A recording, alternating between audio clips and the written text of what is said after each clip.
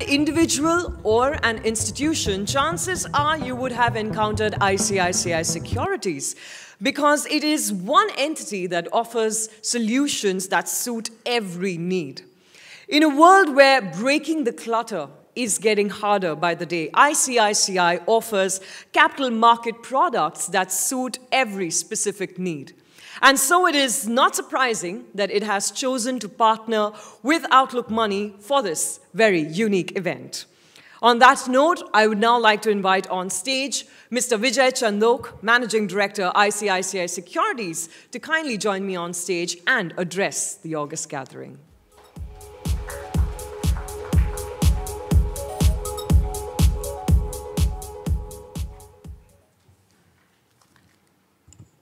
Good morning.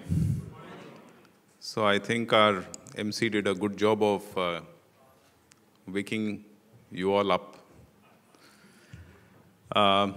Let me also extend a very warm welcome to all of you. And also thank you. I know today is a working day, a busy day, taking time out and coming and joining us this morning for this event.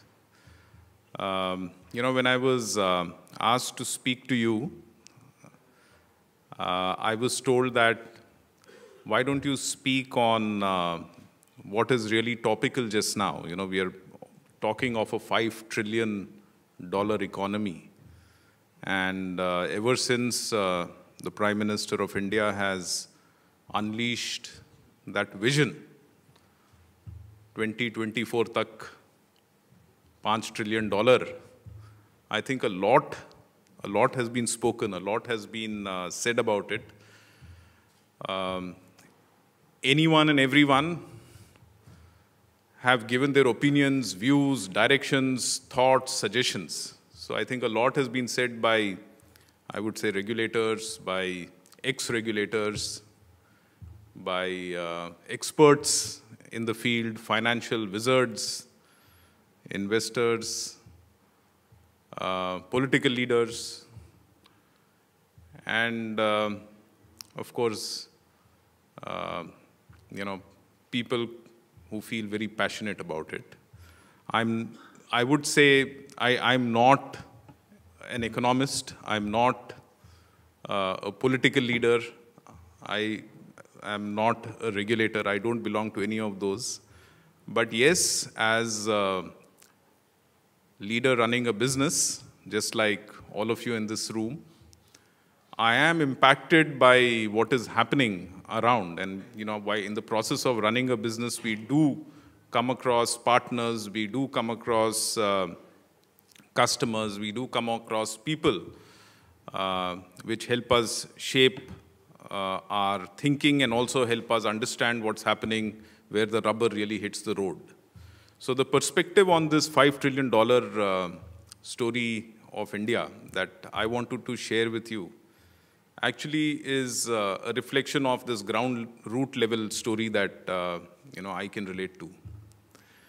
So when I think of this subject, actually I am transported back in time. I am transported back about 25 years, mota. That's around the time when I started working.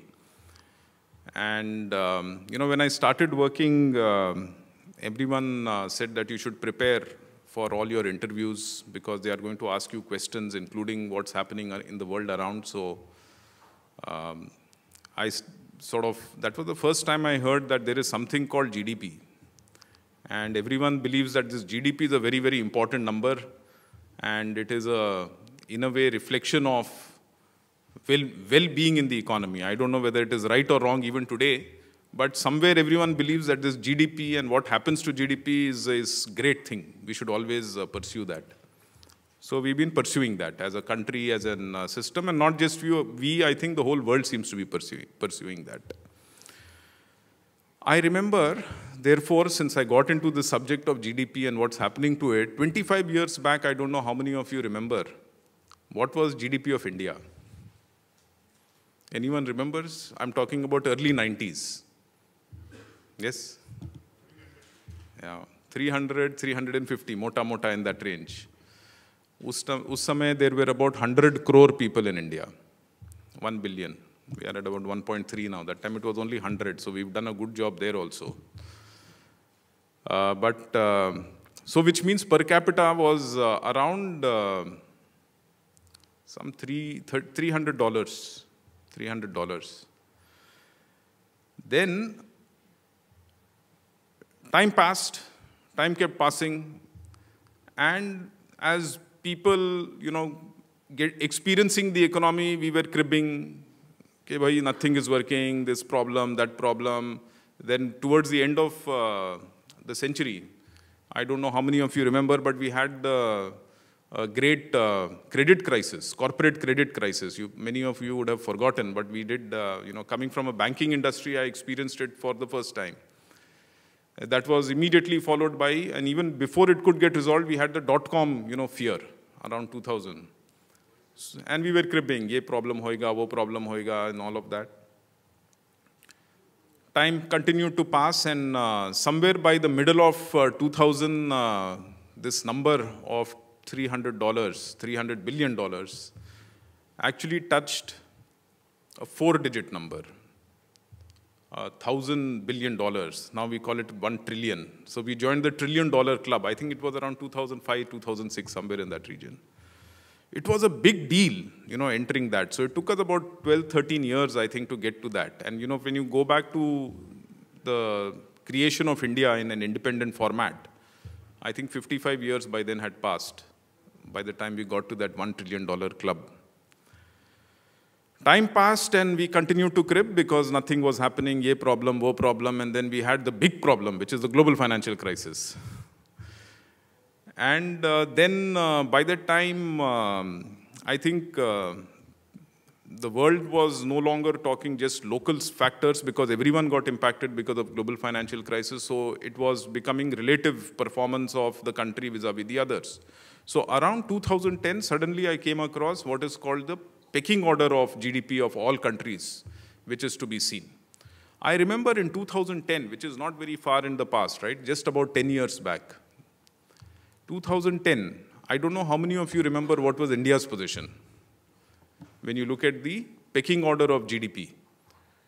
2010, when you looked at the top, it is US, number 2 it is China. Tuck, tuck, tuck, tuck. What was the pecking order after that? So हमारा जो rank था वो ज़माने में number 11. We were number 11 in 2010. Time passed. We continued to say that this is not working. That is, in fact, we had something called policy paralysis. 11, 12, याद होगा आपको. अभी लग रहा है, not too far away. And we were saying that nothing is working, the markets were down, liquidity was bad, the economy was floundering, all numbers inflation was very high, interest rates were going very high, and we reached in this situation till 2015 or 16. In the meantime, India from its number 11 position moved, when all these problems were happening, all this policy paralysis and all that stuff, high inflation, credit problems had started mushrooming around that time. We overtook 4 countries. I remember the names of those 4 countries. We overtook Brazil, we overtook Canada, we overtook Russia, and we overtook Italy. These 4 countries we overtook and we became number 7 by 2015 or 16, I think. And we didn't change. Even now we keep crying. And by 20, we have reached number 5. So today we are $2.7 trillion or $2.8 trillion, and we have overtaken France and Britain in the process in the last four years or so. So, rote, we have reached, and I was talking to my economist yesterday, and he was saying, and I was telling him that, do you know that our GDP has expanded 10 times in the last 25 years? 10 times in the last 25 years. Then he came back with calculations and told me, sir, you're wrong. It is not 10 times. I said, why? He says that it is more than 10 times. I said, how? It was $300, now we are mota $3 trillion, so 10 times ho gaya. He says, us zamane mein sir exchange rate alag tha. तो वो रुपी के एक basis पे आप compare करके you see what happens. So we were apparently about 14 lakh crore GDP. We are now 200 lakh crore. So actually our expansion in rupee terms, which is impacting all of us, has gone up by more than 20 times or nearly 20 to 23 times. So 25 years में 22 times we have grown. And this is when all the problems. So when we talk of this $5 trillion by 2024, the way I think, as a practicing manager, as a practicing leader, as a person running a business, the question to be asked is not whether it will happen. The question to be asked is whether it will happen by 2024 or whether it will happen by 2025 or 26. That's the only confusion in my head. And the reason why I'm saying this, the reason why I feel that that is the way it will happen, is because we have three very strong, I would say, underlying factors propelling this momentum. One clearly is the massive consumption that is coming through the population of the country, which is young. The demographic, profiling of the country is prompting demand. Demand is huge, and all the new age companies, all the foreign investment that is coming today is flowing into promoting that kind of investments in a very, very big way. And I think that momentum is not going to stop for a long time, long time.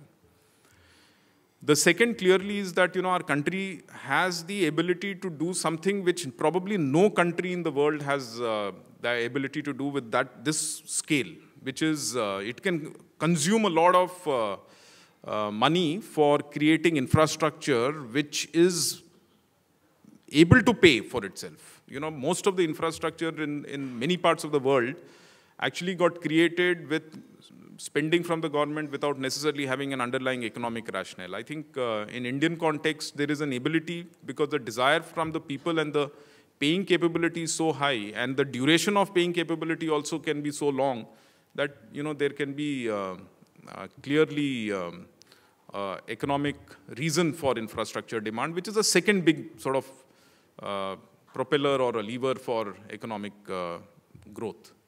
The third, I think, is this wave of digitization and technology changes that are taking place, because these are leading to massive improvements in productivity. Eventually, the kind of things we are able to do today, using the fellow who's in our pockets and hand, is far higher than what was possible a few years back. And it's going to get more and more efficient, with more and more communities coming together and providing innovation around what people in a group can do. So high improvement in productivity. So this triumvirate of demand, triumvirate of investment, and the massive productivity gains that comes through digitization, I think is sort of laying the foundation and platform of growth phase for a long time. Yes, but straight line nahi hoga, for sure. And that's what adds to the fun. Now, in a very mathematical sense, we are today at about 3 trillion, and if you have to get, or 2.8 trillion, 2.9 jo bhi hai, and if you have to get to 5 trillion by 2024, mathematically we have to grow at about 12%. Right? This is in nominal terms. This includes inflation. Inflation हमारा 4, 4.5, 5 in that range चल रहा है, probably not exactly at that number, but I think over 5-6 years, that could be a number which could be a number to contend with. So you take that out in real terms, you are talking of about 8-ish% growth requirement. Today we are not there. Today we are at 5%. So clearly, the question that again comes to my mind is, what are the bunch of things? Why did we get to 5%? Because even 2-3 years back, we were okay. We were at 7-ish in that range.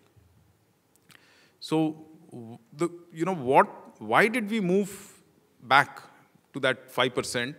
And what in, our view needs to be done to get out, so that you're able to move closer to that 8.5%, so that you can get there to that 5 trillion sooner than later.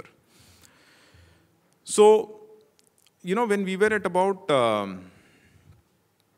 that 7%, two big pillars were working for us. Pillar number one was the government spending. Government spending was chugging along very, very well after the 2014 phase of the government which came back with a strong majority. There was huge investment that was going on, and so the government spending was propelled well. But and it was supported by consumption because there was overarching confidence. Confidence in consumer and businesses was giving the comfort for people to spend. So consumption was moving well across urban and rural markets, as well as, I would say, investments from the government was moving well. And these two were supporting that 7.5%. At that time, even that time, private sector investment, which was required to take it to that 8% kind of a number plus, was not there, even at that point in time. But then we had some shocks. We had, according to me, there are 3 or 4 big shocks that the economy faced. Shock was, number one was this movement from, GST to non-GST world to the GST world, the demonetization world, that we saw, the RERA world, the IBC world. Big shocks. So while to our mind, these are great medium-term initiatives. Each one of them has great medium-term benefits because you're moving, a random and inefficient way or unacceptable way of doing business into a more formal way of doing business. Clearly that brings sustainability, that brings comfort, that brings greater scale in the course of time. So I think these are great steps in the medium term, but very disruptive in the immediate to short term. And the net impact of each of these is that it shocks the economy in terms of demand. Because whatever said and done, availability of cash in the system was propelling demand. Whatever said and done, the non-GST world was creating a lot of abilities to generate employment, generate business, and for the unorganized sector, which was driving momentum, and therefore demand. Likewise, RERA, they were going on using money that was taken here, putting it in some other project, starting off another project, giving employment to labor. Economic momentum was being propelled. It's a different thing that it is bad from the person who's buying the house. But the music was playing, so good for the economy. So short term may shock hai. That is what has happened. So this combination of the demand shock, and then around election time, there was a pullback in the capex spend from the government, which was the other pillar. So both these support points of the economy has sort of disappeared. And that is what has brought this story back to this 5%. Now, what needs to be done? I think, again, going back to our mind to put this momentum back on track, broadly 3 things is there in my mind. I think, number one, we are saying that get this government spending back. And I think government has clearly realized, and they are in the process of front-loading it. We were looking at very recent data, and we found that the macro numbers are good in terms of spending. How much is getting spent? But somewhere the flow down the chain is not yet visible. So we need to just see the trickle-down effect. I run a large retail business. And what I experience is that when you want to stop your business, even if it's running at a pace, you pull the, like a train going, you pull that brake. It'll still go for 2 kilometers, then only it'll stop. Same way, when and when you want to start, you will put full energy, but it will still not move. It will not move at all. Then one day it will just pick up. And it will pick up that 80 kilometer, 100 kilometer speed. But that during the time when you're doing all the work, you feel that, I'm doing all the work, but still this fellow is not moving. And you start feeling frustrated. I think it is very similar. I think what we are seeing right now is very similar. So I think government spending, one important lever. Second important point is, just get the investments of either foreign or businesses back into the economy. And for that, again, 2 things to my mind are required. Get the ease of business, as it is now getting commonly called, better and better and better. And there is no end to it. I think in the last few years, lots of work has happened. Lots of archaic laws have been sort of taken out. We have moved apparently 65 notches in the ranking. We need to get better, obviously. It's good, but not enough. But I think certainly it's getting noticed, improvement there. But just improvement in the business ease is not enough. You need to supplement it with policy comfort. Today, while you're doing all this, you see that there is a lot of uncertainty with respect to now, let's say, what's going to happen to the telecom sector. Something or the other keeps coming out. IBC, you have a great rule, but so many loopholes are there. So it's important to keep coming out with policy interventions which gives confidence that, boss, I am here to keep nudging the system forward and giving, bringing sanity into the process of business running. Today, I think that is an intervention which is missing. It's easier said than done, but I think that is an intervention that is coming. It's only when the business leaders get the comfort that there is going to be sustained intervention on the policy front, which keeps taking out these quirky things that pop up, along with improvement of ease of business, will, the investment flows, come in a big way. So, last but not the least, the third item. Recently, the government has come out with a number of initiatives. Some 20, if you go to the finance minister's talk, she keeps on listing number 1, number 2, number 3, number 100. Lots of things have been done. But broadly, I think if you go through them, many of them, the NBFC, the HFC facilitation, the fund for the purpose of real estate, there are many more. I think all of them are very well intentioned. But what needs to be done there is that, having made those announcements, well-intentioned, designed for an outcome. Like we do in business, you decide, okay, I'm going to launch a product or I'm going to launch a plan. You make a plan and you launch it. And you believe that, this is going to, I'm getting 5% market share. But when you launch it, you realize, arey, isme ye problem hai. There is a problem here. It is not addressing this segment's need. It is not, I need to add something. In a certain market. I need to make certain policy changes. I need to invest a little more in technology, whatever. I mean, it's very similar. In that context, continuous taking that, what I call a virtuous feedback loop, getting into a process of policy making, execution, and then a feedback loop so that you're changing the policy or tweaking the policy so that that intended outcome is actually happening. Somebody was asking me what more needs to be done. I said, "Arey, jo kiya hai, at least let that work." I think the guys who does that very well is the Singapore government. If you see the way Singapore government comes out with a very simple policy, everyone can understand, but they execute it ruthlessly. Ruthless execution. What is supposed to happen will happen. And I think they do that because their execution machinery, maybe it's because it's a smaller place, their execution methods, the execution machinery, and the detail that they get into, and the tweaking that they keep doing. I've seen it. I've run the international business for ICICI Bank. Had very close interaction with the markets in Singapore. And I found that totally impressive. The way they come out with a policy, the way they execute it, the way they change it when required, and then they sort of come out with something new to address a problem or to access a new market. So getting into that kind of a virtuous cycle, I think, will be more powerful than coming out with another 25 new initiatives. That is my take. I think when it comes to BFSI sector, all of us believe, obviously BFSI sector is going to be a very big support point if the economy has to move forward. What does BFSI sector need to do? I think fundamentally two things.